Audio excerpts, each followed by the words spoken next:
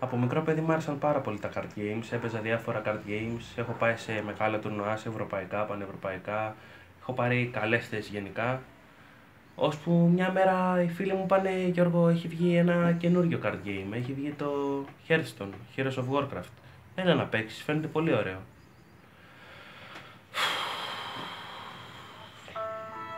Και τότε ήταν που ξεκίνησε. Στην αρχή δεν είχα πολλές κάρτες, δεν μπορούσα να ανέβω εύκολα, λογικό ήταν. Μετά λέω θα επενδύσω στο παιχνίδι, θα του δώσω και άλλα λεφτά. Και άρχισα να δίνω λεφτά και να παίρνω κάρτες. Και πάλι δεν ανέβαινα. Και λέω εντάξει, θα κάνω netdecking, λέω να βρω τα καλά τα decks ποια είναι. Έκανα netdecking και πάλι δεν μπορούσα να ανέβω. Λέω όχι, με τη δικιά μου λέω φαντασία, θα αρχίσω να φτιάχνω δικά μου decks. Συνεχίζω και δίνω πολλά λεφτά στο παιχνίδι και δεν μπορώ ακόμα να ανέβω. Το RNG δεν με αφήνει. Αυτές οι κάρτες όπως είναι ο Ragnarok με κοιτάνε και με κοροϊδεύουν κάθε φορά σε κάθε παιχνίδι.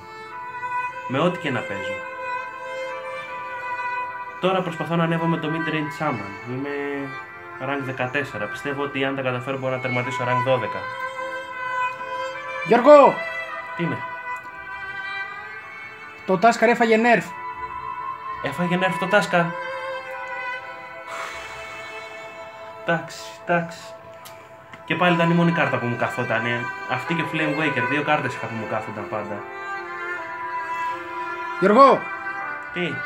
Μη μου σου έπαιζες και του Hammer και Rockbitter στο Midrange Shaman. Εννοείται. Έφαγε nerf και το Rockbitter στα 2 μάνα.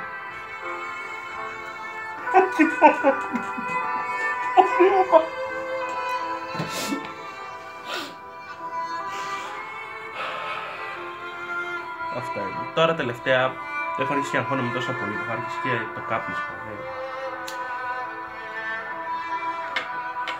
Δεν ξέρω τι να κάνω πραγματικά. Πιστεύω να τα καταφέρω από την καινούργια season σιγά σιγά. Τώρα έχω φτιάξει και ένα καινούριο deck, αυτό που παίζει συχνά, το είδα και αυτό από το ίντερνετ. Το προσάρμοσα λίγο στο όπως παίζω, το Yogg Druid.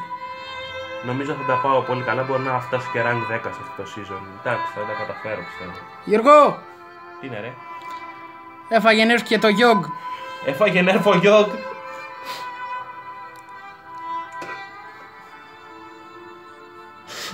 Ήταν η μόνη κάρτα που μπορούσα να κερδίσω, ακόμα και τα γάμια ήταν αντίπαλος.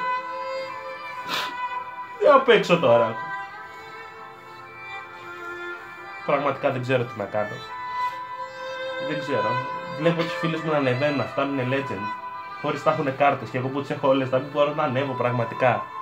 Δεν ξέρω τι άλλο να κάνω. Δεν ξέρω.